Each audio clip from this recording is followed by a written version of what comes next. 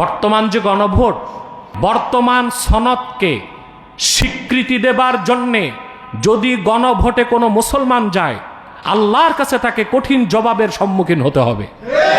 তাহলে এই যে গণভোট, পিআর, আগে পরে এখন তখন, এই যে চলতেছে, এই সব কিছুর মূল হচ্ছে নির্বাচনকে পিছানো, বাংলাদেশে অরাজকতা সৃষ্টি করা, বাংলাদেশকে সামরিক শাসনের দিকে নিয়ে যাওয়া, গৃহযুদ্ধের দিকে নিয়ে যাওয়া, দেশটা ক্ষতবিক্ষত হবে, সন্ত্রাস সহিংসতার আগুনে দগ্ধ হবে।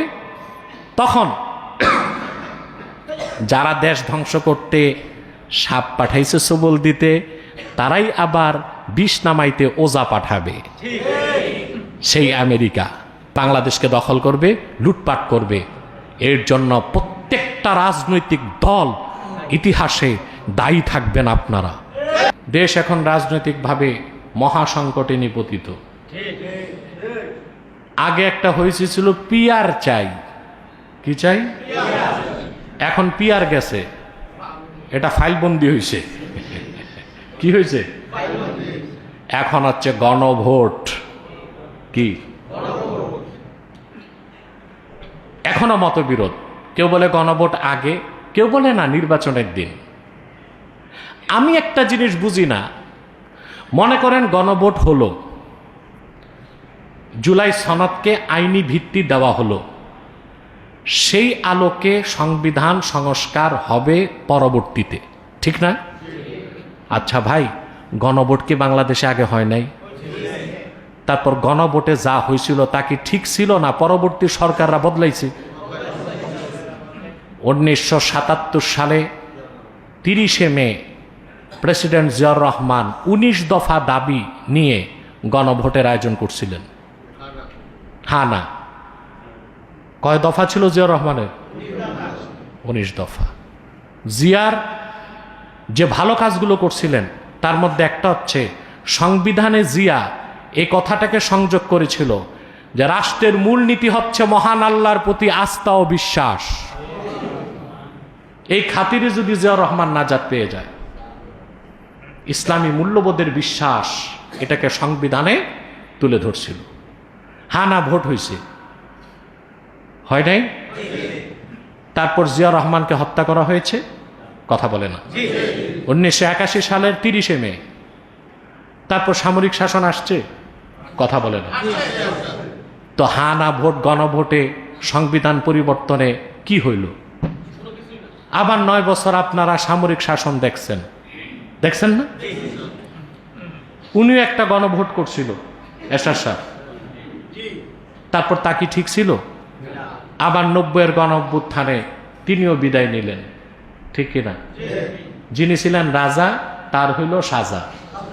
সমান সমান 9 বছর, 10 বছর, 1 বছর বেশি।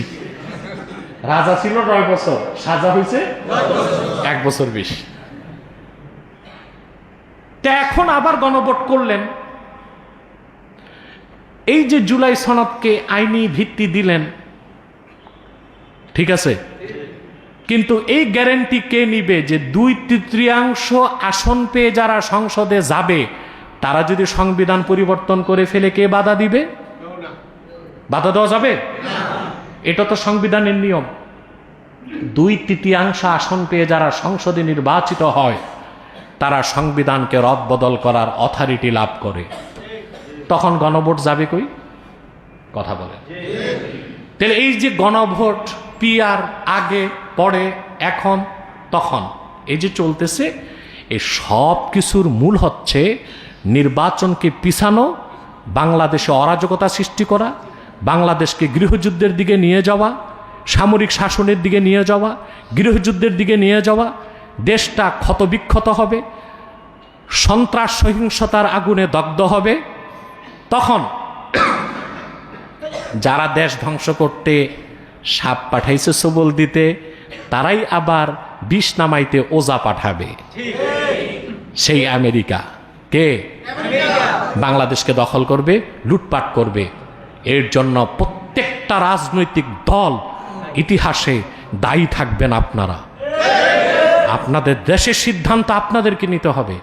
আর বর্তমান যে গণভোট, এটা যদি হয়, বর্তমান সনদকে স্বীকৃতি দেবার জন্যে যদি গণভোটে কোনো মুসলমান যায়, আল্লাহর কাছে তাকে কঠিন জবাবের সম্মুখীন হতে হবে।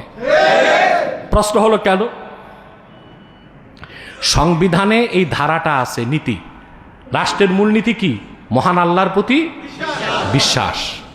বর্তমান সনদে এই কথাটাকে বাদ দেয়া হয়েছে। অতএব যদি গণভোট দিয়ে আপনি হাতে ভোট দেন, তার মানে সংবিধানে মহান আল্লাহর প্রতি বিশ্বাস এই কথা থাকুক আপনি চান না, সেজন্য আপনি ভোট দিয়েছেন। আমি মনে করি ইমানের উপর কঠিন একটা আঘাত হবে। এখন তো রাজনৈতিক দলগুলোর উচিত এই দাবি করা যে সনদকে সংশোধন করো, সংবিধান থেকে আল্লাহর উপর আস্থা এই কথাকে সরানো যাবে না। তাইলে গণভোট হবে কি হবে না চিন্তা করার বিষয় আছে। মূলে নাই, আছে যত আজে বাজে কাজে। আসুন আমরা মহান আল্লাহকে ভয় করি আর সত্যবাদীদের সঙ্গী হই। ওয়াখির দাওয়ানা আনিল হামদুলিল্লাহি রাব্বিল আলামিন। আসসালামু আলাইকুম ওয়া রাহমাতুল্লাহি তাআলা ওয়া বারাকাতুহু। রাতে যাদের সুন্নত বাকি সুন্নত আদায় করুন।